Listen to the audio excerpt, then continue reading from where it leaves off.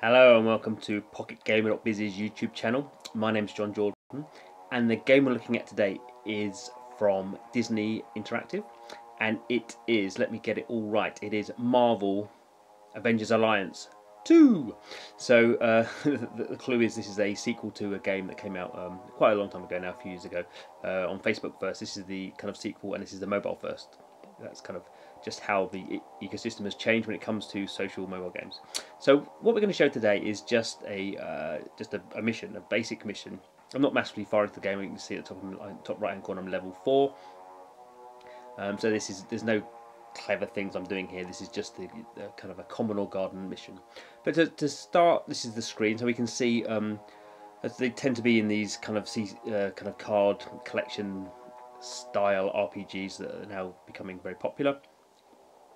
Squad-based 3x3, so we can see here the 3 characters I've got. So my leader is Hawkeye, and then the frontline one is Spider-Woman. So those are 2 characters that I've unlocked. I mean, they're the basic characters everyone gets to begin with. And then we have this, not even too sure who he is, the team-up character. Let's have a look who he is. Here we go, Commander Doom 2142. So this is, as we can see here, as you read the screen, so as I play the game more, I get allies. Which are characters from other players in the game. In this case, there's no allies available for team up because I don't have actually many allies. So the game just gives me a team up. This guy, and he's going to be. So those are going to be my 3 characters when I start the game. And if you look in reserves, I've got Vision. So he's a character again I've unlocked. So if I wanted to, I guess I could swap out Spider-Woman and put him in. But basically, this is kind of quite a nice mechanic that if one of my characters is killed during the killed whatever is incapacitated during the mission, he'll drop in. Or at any point, actually, I can swap him out, like do a tag team thing. And as you can see, I have reserves of up to 3. So even though it's a 3-on-3 battle at any one point, I can have 6 characters kind of available to me. And you can see I'm going to fight the Sinister Syndicate. It's going to take up a certain amount of energy. So let's fire it off. So there's a bit of loading in this game, I have to say. It's not the fastest. I don't quite know why it's doing all this server stuff, but there we go. There's my characters. So you can see it's like a nice 3D kind of characters, cell shaded. If you see at the top of the screen, we can see it's like typically what we see is turn-based, but there's a kind of an active time element to whoever's going first. So we can see Hawkeye's first up. And if we look down the bottom, we can see there's different elements he can play. So we have his basic sure shot. It tells us what it does. But it's what I think quite interesting about this game is that, and it's kind of the depth of the game, a bit not necessarily hidden depth, but compared to other games in this field, it's very focused on buffs and debuffs, straight from the word go. So even if I do this sure shot, which is his basic move, we can see one enemy will be exposed to a physical debuff and it will decrease their defense by 20%. So I've got this one here. So it's a multi-arrow, so we can see that's an air attack, targets everyone, and again there's a very long debuff for everyone. The commander level 10 I can't select because I have the commander level 10 to unlock it. And then this one here is a careful aim, and that is so it's a buff. I can only give it to myself. It says target self, and it increases my damage and accuracy by 40% for the next attack. So we can see immediately I could just attack these goons, but immediately we can see there's a deeper tactical kind of level of stuff going on there. And this is even the case. Even if before you go into a mission, you can actually select. So for this one here, this multi-arrow, I actually have 3 different options that I can choose one of those 3. So we can immediately see there's this kind of layering of complexity that's going on there. There is the typical character classes as well, so the kind of rock, paper, scissors, some classes are better than others. But it's much more advanced than just, I've got a heavy attack, I've got a light attack, let's choose one of them. In fact, we'll kind of show how, this is how I'm playing at the moment. So I'm going to select his careful aim. It's a bit odd, I can only buff my character. So theoretically, I should just press that and it should buff him automatically. But for consistency, some buffs you can apply to other characters, as we'll see quite soon. So I'm going to apply it to him. He's going to take careful aim, but he's not going to do a move. So now there's a baddie's done a move on the Doom guy. So here we have Spider-Woman. A similar thing.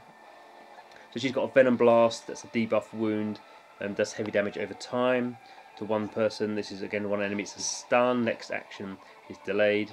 It says, you know, if I apply stun over and over again, it reduces effectiveness. Again, then she's got this one. So this is a metabolic boost, one hero. So I can target anyone and it just speeds them up. So again, it's not going to be an attack, but we'll do that. And let's speed up this guy here. So he's now speeded up. You see, so immediately we can see under all these characters, even on the enemy characters, there's kind of buffs and debuffs already happening.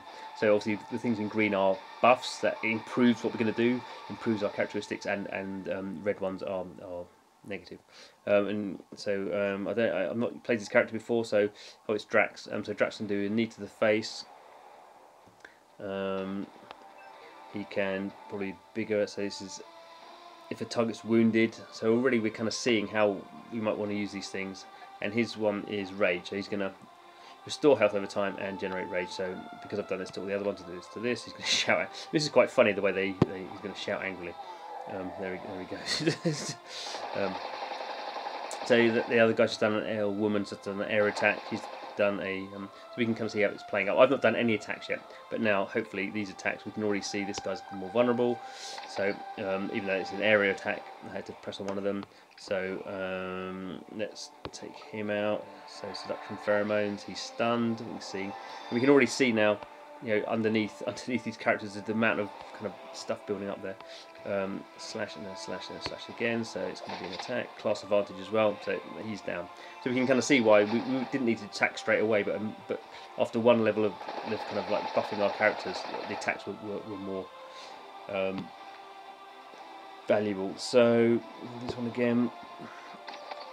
Okay, there we go. Took them both out. So that was only the first wave. As I say, this is very early, so there's not a lot of tactics going on here. There's not going to be I don't think there's going to be a boss. These are just goons.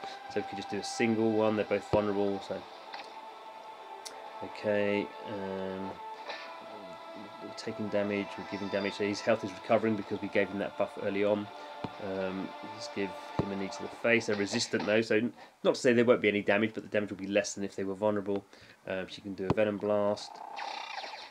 He's wounded. He's going. So he didn't die immediately, but then over time the kind of wounds came in.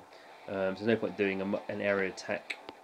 Probably he's not that powerful, so we don't really need to buff ourselves again because he's just going to get. So this is now interesting. So Spider-Woman actually doesn't have any offensive moves to do because she's kind of used up that stamina, so all she can do is a support move.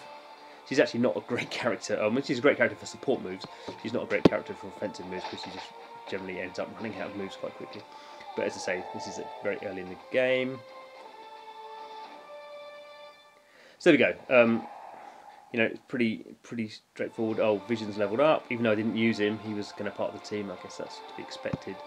And I've got some. I've won some things. I've won basically some in-game resources, and then ally requests.